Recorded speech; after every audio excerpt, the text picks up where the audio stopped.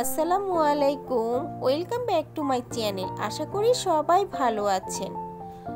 আজ মাছ প্রিয় বন্ধুদের জন্য আবারও একটি মাছের রেসিপি নিয়ে হাজির হয়ে গেছি। আজ করে দেখাবো বেলে বা বাইলা মাছের তরকারি। অনেকে আছে মাছ খেতে পছন্দ করে না। আমার এই রেসিপিটি ফলো করে একবার হলেও তৈরি করবেন, আমার বিশ্বাস সকলের কাছে ভালো লাগবে। চলুন তাহলে রেসিপিটির পুরো অংশ দেখে নিই। প্রথমে আমরা মাছগুলো ভেজে নিব। এর জন্য চুলায় একটি ফ্রাই প্যান বসিয়ে দিয়েছি।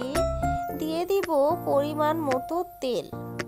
তেলটা গরম হয়ে এলে এক এক করে মাছগুলো দিয়ে ভালোভাবে ভেজে নিতে হবে। এখানে আমি মাছগুলো ভালোভাবে ধুয়ে সামান্য একটু হলুদ আর লবণ দিয়ে মেখে নিয়েছি। এক পিঠ ভাজা হয়ে গেলে মাছগুলো উল্টে দিতে হবে। এপিঠ ও পিঠ উল্টে পাল্টে মাছগুলো ভালোভাবে ভেজে নিতে হবে।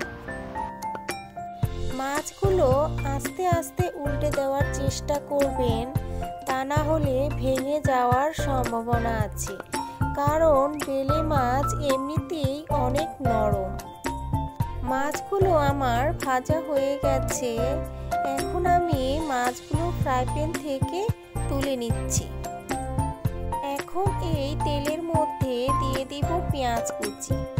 এখানে আমি বড় বড় দুটি পেঁয়াজ চিকন কুচি করে কেটে নিয়েছি। পেঁয়াজগুলো এখন তেলের সাথে নেড়েচেড়ে হালকা সফট করে নিব। পেঁয়াজগুলো আমার ভাজা হয়ে গেছে। এখন এর মধ্যে দিয়ে দিব গুঁড়া মশলা। দিয়ে দিচ্ছি হাফ চামচ হলুদ গুঁড়া, 1 চামচ মরিচ গুঁড়া, হাফ চামচ ধনিয়ার গুঁড়া, হাফ চামচ জিরার গুঁড়া, আরও দিয়ে দিচ্ছি স্বাদ মতো লবণ। এখন গুঁড়া মশলাগুলো ভালোভাবে নেড়ে চেড়ে কষিয়ে নিতে হবে।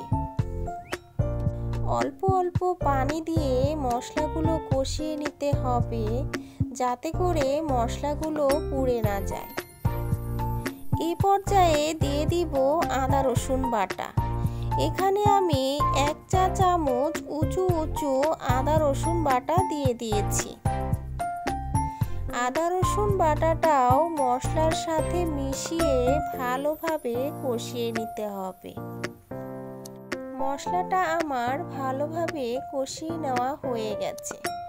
যখন দেখবেন মশলার উপরে এরকম তেল ভেসে উঠেছে, সে পর্যায়ে দিয়ে দিতে হবে পানি, আর সাথে দিয়ে দিতে হবে ভেজে রাখা মাছ। এখানে অবশ্যই গরম পানিটা দেওয়ার চেষ্টা করবেন। মাছটা দিয়ে সামান্য একটু নাড়াচাড়া করে একটি ঢাকনা দিয়ে ঢেকে দিব 4 থেকে 5 মিনিটের জন্য।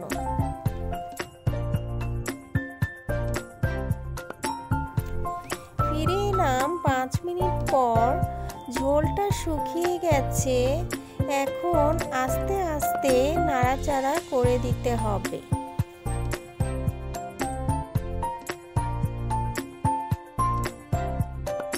সব শেষে দিয়ে দিব 4-5টি কাঁচামরিচ, আর দিয়ে দিচ্ছি 2 থেকে 3টি লেবু পাতা কুচি। যে কোনো ছোট মাছের সাথে এরকম লেবু পাতা কুচি দিয়ে রান্না করলে খেতে দারুণ লাগে। মাছের যে একটি আষ্টে গন্ধ সেটি থাকে না, এবং সুন্দর একটি স্মেল পাওয়া যায়। এখন এটি ঢাকনা দিয়ে ঢেকে দিব এবং একদম লো হিটে প্রায় 2 মিনিটের মতো চুলায় রেখে এরপর চুলা থেকে নামিয়ে নিতে হবে। তৈরি হয়ে গেছে খুবই মজাদার বাইলা মাছের তরকারি। রেসিপিটি খুবই কম মশলায় তৈরি করার চেষ্টা করেছি।